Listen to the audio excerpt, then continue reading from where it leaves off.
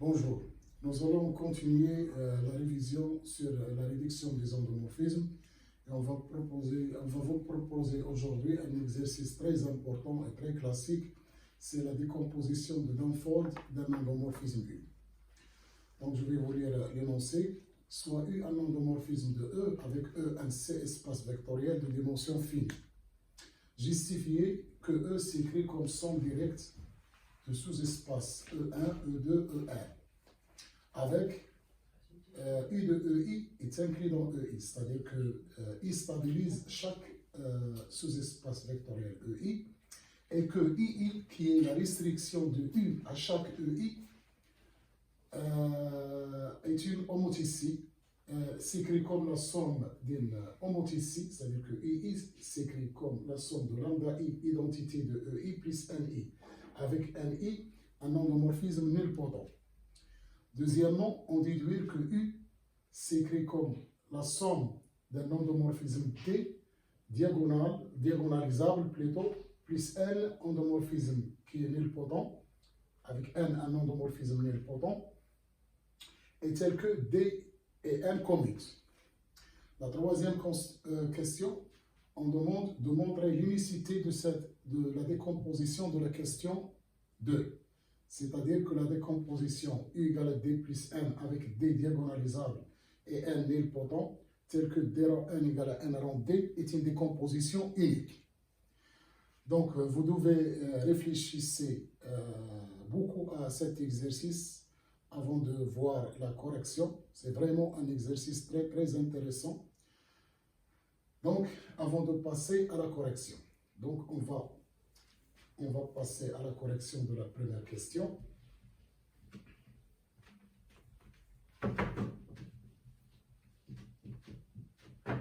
Bon, on est dans C. On sait que l'espace vectoriel E sur un espace vectoriel sur C, comme C est encore algébriquement clos, tout polynôme est scindé dans C. En particulier, le polynôme caractéristique de U.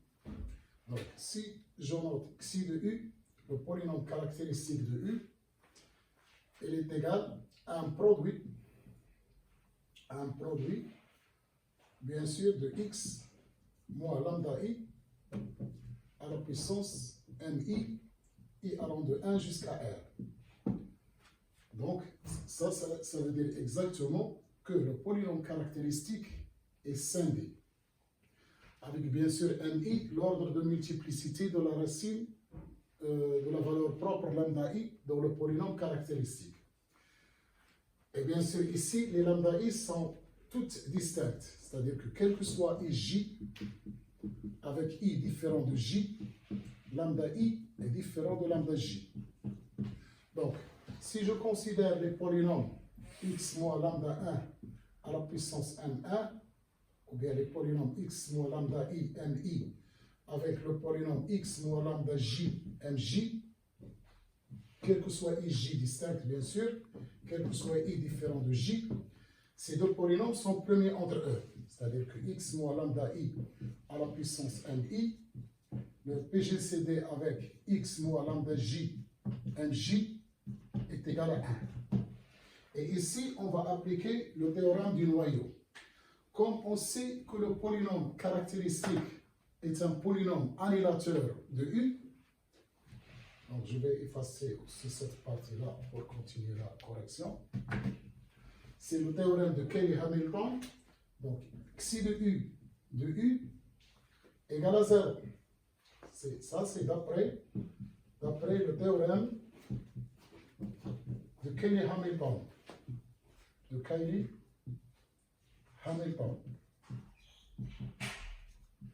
Et d'après le lemme des noyaux, on a ker de xi de U en U est égal à la somme de I allant de 1 jusqu'à R des ker de U moins lambda I fois I à la puissance mi. Ça, c'est le lemme des noyaux. Comme xi de I de U égale 0, ker de 0, c'est E, on en déduit immédiatement que Ker de xi de i de u égale à 1. Donc, on a, si j'écris les EI, les sous-espaces EI égale ker de U moins lambda I à la puissance MI, on a U égale la somme directe de I allant de 1 jusqu'à R DEI. Donc pour votre culture générale, les EI s'appellent les endomorphismes, les sous-espaces caractéristiques. Donc voilà, maintenant on va montrer que la restriction, avant ça, bon, comme le polynôme U, comme l'application, comme l'endomorphisme U et U moins lambda I commutent, U moins U commute avec U moins lambda I à la puissance MI. Voilà, donc ça, on va l'écrire ici. Bon, on a U et U moins lambda I commute. C'est évident, puisque U commute avec U et U commute avec toute homothétie ici, donc U et U moins lambda I commutent. Donc U et U moins lambda I à la puissance MI commutent. Voilà. Donc, U de ker de U moins lambda I à la puissance MI, ça c'est un endomorphisme, et ça c'est son noyau, et il est inclus dans ker de U moins lambda I à la puissance MI. Donc ça c'est du cours. Donc si FR et G commutent, donc ker de F est stable par G, de même pour l'image. Donc, puisque U stabilise ker de U moins lambda I à la puissance MI, donc je peux définir un endomorphisme de ker de U moins lambda I vers ker de U moins lambda I. Et ce n'est autre que la restriction de U à ker de U moins lambda I à la puissance MI. Donc, soit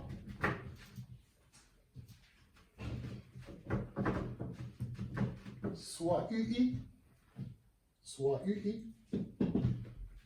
l'endomorphisme, donc on a le droit maintenant de parler d'endomorphisme, de ker de I moins lambda I à la puissance MI vers ker de U moins lambda I à la puissance MI. Tel que, pour tout X, bon, ça, on l'a appelé EI. C'est juste pour éviter d'écrire à chaque fois ker de, etc. Donc, c'est EI. Donc, ça, je le note EI. Donc, pour tout X appartenant à EI, UI de X égale tout simplement I de X. Voilà. Donc, maintenant, cette écriture, je vais l'exploiter. Donc, qu'est-ce que ça veut dire X appartenant à EI? Ça veut dire que X appartenant à ker de U moins lambda I puissance MI. Ça veut dire quoi ça? Ça veut dire que U moins lambda I à la puissance MI de X égale à 0. Mais qu'est-ce qu'on a dit pour si X appartient à ker de U moins lambda I? Donc I de X, c'est exactement I de X. Donc ça veut dire c'est UI moins lambda I de EI à la puissance MI égale à 0. Ça veut dire tout simplement que l'endomorphisme UI moins lambda I de E de EI est nilpotent.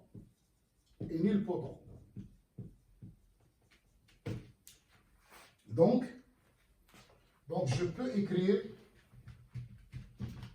écrire maintenant NI égale à UI moins lambda I identité de EI. Avec bien sûr, ou bien autrement dit, UI égale à NI plus lambda I de EI. Donc voilà, donc la restriction de U à EI s'écrit comme somme d'un endomorphisme nilpotent plus une homoticie. Et bien sûr, le NI et lambda I de EI est commit. Voilà. Donc on a réussi à écrire la restriction de U à EI comme la somme d'un endomorphisme nilpotent plus une matrice diagonale. Voilà. Donc maintenant, on va passer à la deuxième question, qui est une question la plus intéressante. Et nous demande de montrer que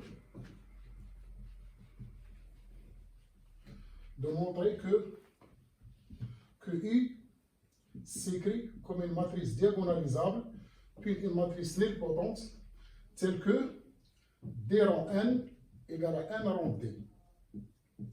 Voilà. Donc maintenant, il faut deviner, donc on a jusqu'à présent, on sait tout simplement que E s'écrit comme la somme de I allant de 1 jusqu'à R des EI. Donc maintenant, il faut deviner c'est quoi l'endomorphisme D et c'est quoi l'endomorphisme N. Donc, si je prends D, l'application, l'endomorphisme de E dans E, qui est défini par quel que soit X appartenant à E lambda I, D de X, ce n'est autre que la restriction de D à chaque sous-espace. Bon, non, oui, c'est ça. C'est la restriction de D à E lambda I, et qui est égale à lambda I fois X.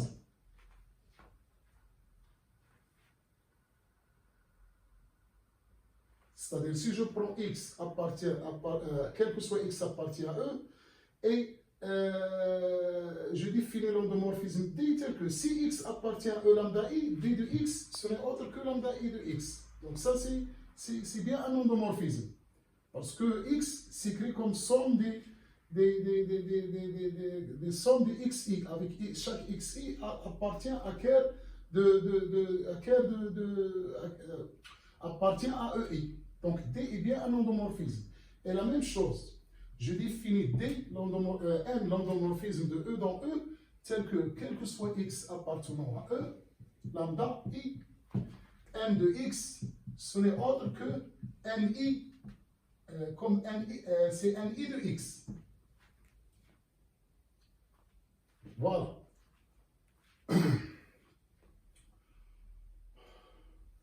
Maintenant, je sais que l'endomorphisme NI et la restriction de N à E lambda I avec la restriction de D à E lambda I, il commit, puisque ça c'est une matrice, c'est une homoticie sur chaque E lambda I. Donc il commit. Maintenant, on va montrer que cet endomorphisme D est diagonalisable.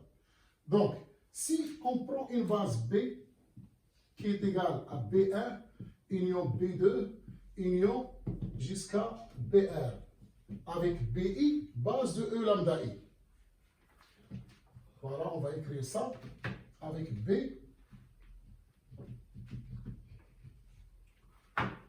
avec bien sûr BI, une base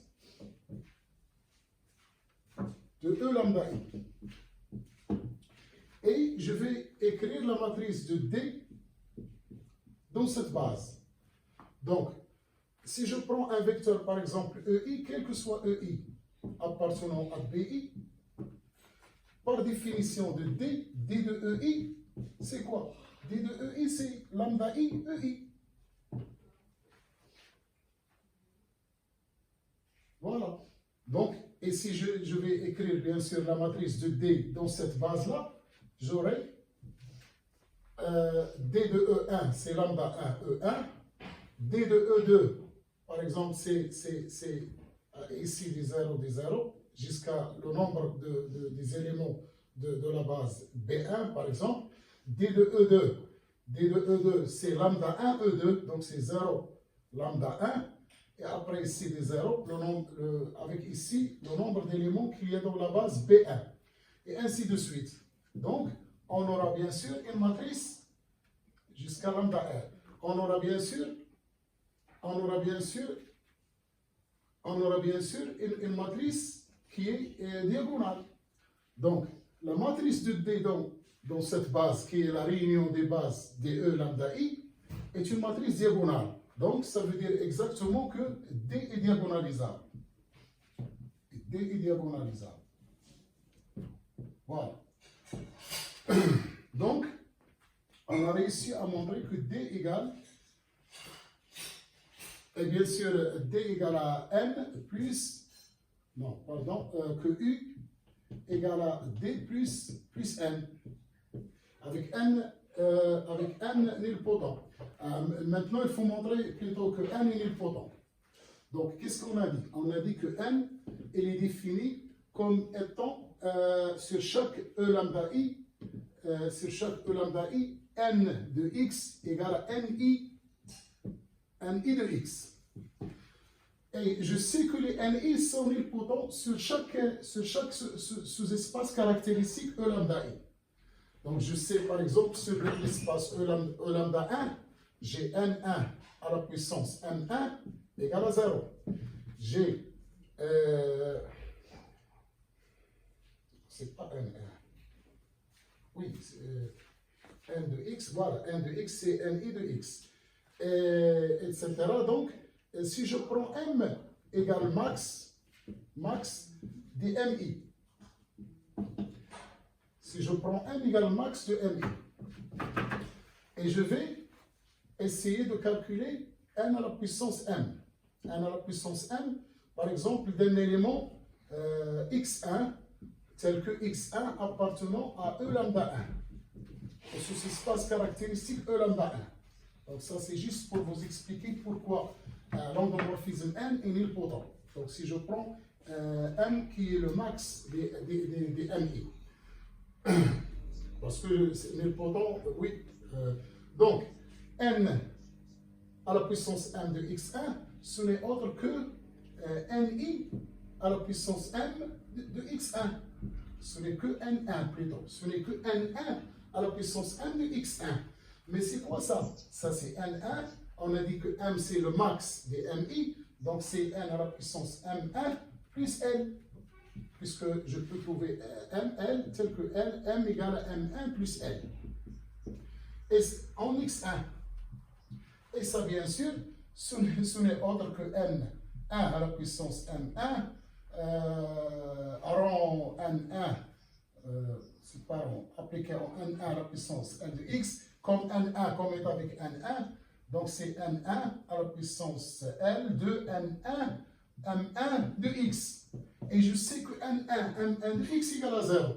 Donc ça égale à 0. Et je fais le même raisonnement pour les autres éléments des espaces caractéristiques. Donc, et bien sûr, un endomorphisme qui est nul sur une base, par exemple, des sous-espaces caractéristiques, il est nul partout. Donc, s'il est nul sur une base formée des sous-espaces caractéristiques, il est nul partout. Donc, N est nilpotent. Et comme on a dit, chaque NI commit avec lambda I, donc N commit avec la matrice, avec l'endomorphisme défini. Donc voilà, donc on a réussi à montrer que tout endomorphisme U s'écrit comme la somme d'une matrice D diagonalisable, une matrice nilpotente, avec bien sûr D rond N égale à N rond D. Voilà. Donc maintenant, on va passer à la dernière question, et on va essayer de montrer l'unicité. Là, c'est pas évident du tout. Hein. Bon, on va supposer qu'on a U égale N plus D avec D diagonalisable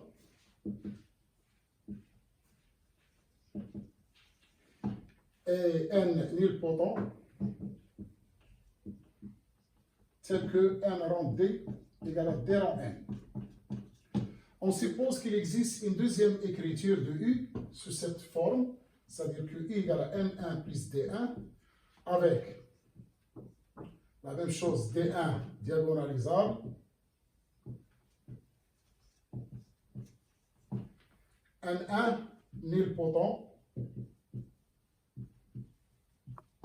et bien sûr N1 rang D1 égale D1 rang N1. Voilà, donc, et bien sûr, on a E égale la somme, etc., des E lambda I. Bon, si j'essaie de calculer U rang D1, U rang D1, c'est N1 plus D1 rang D1. Donc, c'est N1, oui, c'est ça, N1 D1 plus D1 au carré. Mais comme N1 D1 égale à D1 N1, par hypothèse, donc je vais factoriser par D1, je vais trouver N1 plus D1, donc il est égal à D1 rang U. Donc qu'est-ce que ça veut dire ça? Ça veut dire que U commute avec D1. Donc voilà un premier résultat qui va nous servir. Donc on a U rang D1 égale D1 rang U. Maintenant on va calculer U rang N1. Donc, de la même façon, ça ne sert à rien de refaire la même chose. U rang N1 est égal à N1 rang U. Ça veut dire quoi? Ça veut dire que D1 commute avec U. Et N1 commute avec U. Bon, le stylo, je pense, commence à se fatiguer. Bon. N1 commute avec U. Comme D1 commute avec U, donc D1 commute avec U moins lambda II. Et D1 commute avec U moins lambda I à la puissance MI. La même chose, N1 commute avec U moins lambda I à la puissance MI. Comme D1 commute avec U moins lambda I à la puissance MI, donc je peux définir, donc il stabilise kerr de U moins lambda I à la puissance MI. Donc D1 et N1 stabilisent kerr de U moins lambda I à la puissance MI.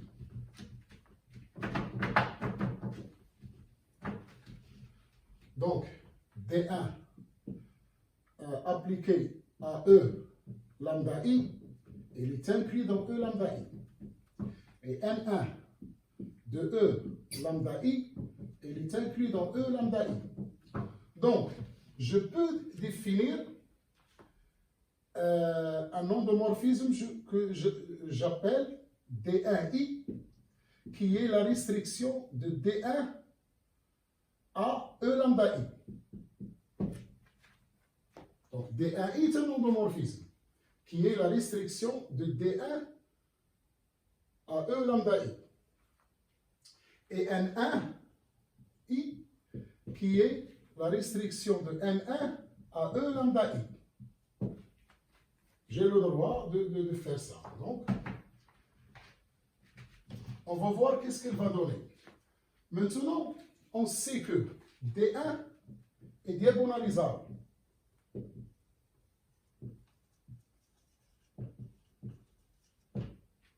Comme D1 est diagonalisable, donc sa restriction à E lambda I, qui est D1I, est diagonalisable. Donc D1I, j'écris ça comme ça. Donc D1I est diagonalisable.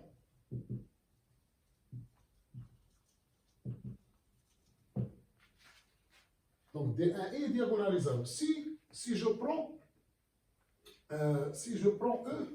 EI, une base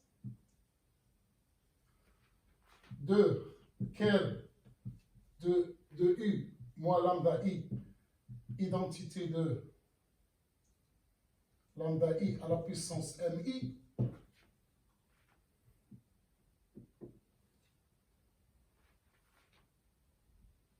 la matrice de D1i sera diagonale.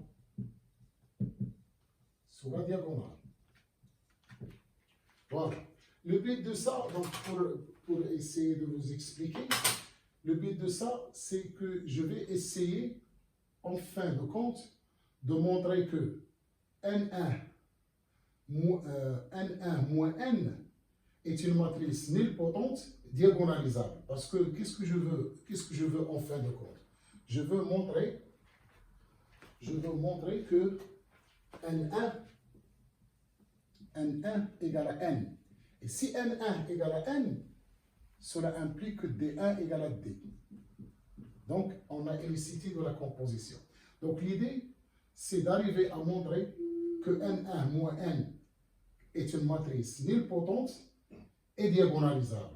Et on sait que seule la matrice nulle qui peut être nilpotente et diagonalisable. C'est ça l'idée de la démonstration. Donc, bon, on est arrivé à ce que la matrice D1i la matrice de D1i dans une base de diagonalisation de D1i est une matrice diagonale. Voilà. Maintenant, on va écrire les relations que nous avons. Nous avons U égale à D plus N. Nous avons aussi U égale à D1 plus N1. Et nous avons que UI égale à D1i plus N1i. Puisque UI c'est la restriction de U à E lambda I. Et je sais aussi que UI égale à NI plus lambda I, identité de E lambda I. Ça, je le sais. Donc, de cette relation, je vais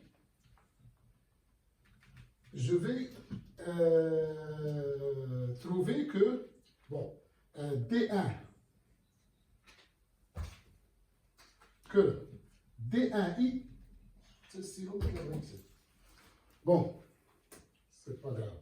D1i plus N1i égale à NI plus lambda I, identité de E lambda I. Donc, si je fais N1i moins NI est égal à lambda I, identité. Donc, qu'est-ce que j'ai fait? J'ai ramené ça là-bas.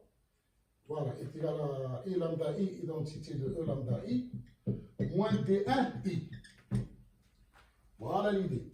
Maintenant, dans la base EI, comme on avait dit, la matrice de l'application D1i est une matrice diagonale. Et ça est une matrice diagonale puisque c'est une homothétie. Donc, dans la base EI, la matrice de l'endomorphisme N1i moins NI est diagonale. Voilà l'idée. On commence à s'approcher de la démonstration. Et je sais que NI commute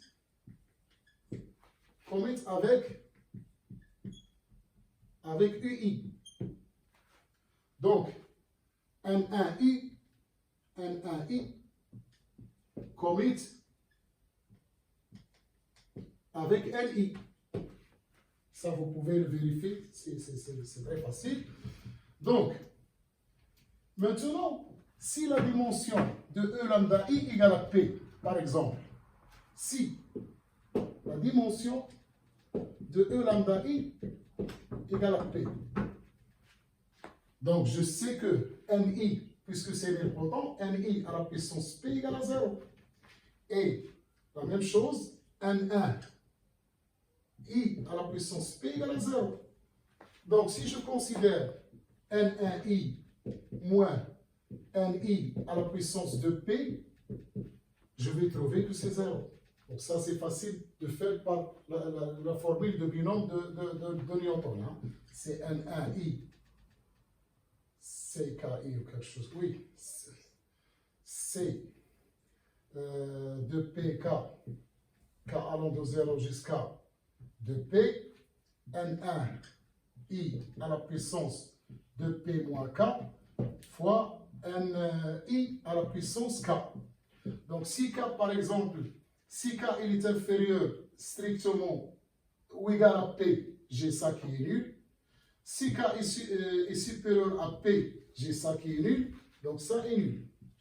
Donc N1I moins N2P et moins N1I moins Ni est nilpotent. Et maintenant, ça ici fini. N1I moins Ni nilpotent, diagonalisable. La seule matrice qui est nilpotente et diagonalisable, c'est la matrice nulle. Et c'est fini. Donc, N1I égale à Ni. Qu'est-ce qu'on est arrivé maintenant à quoi? On est arrivé que la restriction de N à E lambda I est égale à la restriction de N1 à E lambda I. Donc, Ni égale à N1 est égal à N, puisque les restrictions sur chaque sous-espace caractéristique sont égales. Donc ça c'est évident. Donc cela implique que N1 égale à N. Et si N1 égale à N, c'est fini, puisqu'on a N1 plus D, 1 égale à N plus D. Et si N égale à N1, cela implique que D égale à D1. D'où l'unicité de la décomposition. Donc j'espère que cet exercice, vous essayez à comprendre. Ce n'est pas évident. Et c'est un exercice très très important et qui est posé dans plusieurs fois dans les concours tels que les mines, etc. Il n'est pas au programme, mais il peut tomber dans les concours français. Donc si vous avez aimé cet exercice, vous essayez de réfléchir et essayer de comprendre, essayez de partager avec vos amis. Et si vous n'êtes pas encore abonné à la chaîne, il faut le faire pour bénéficier des nouveautés. Sur ce, je vous souhaite bonne révision et au revoir.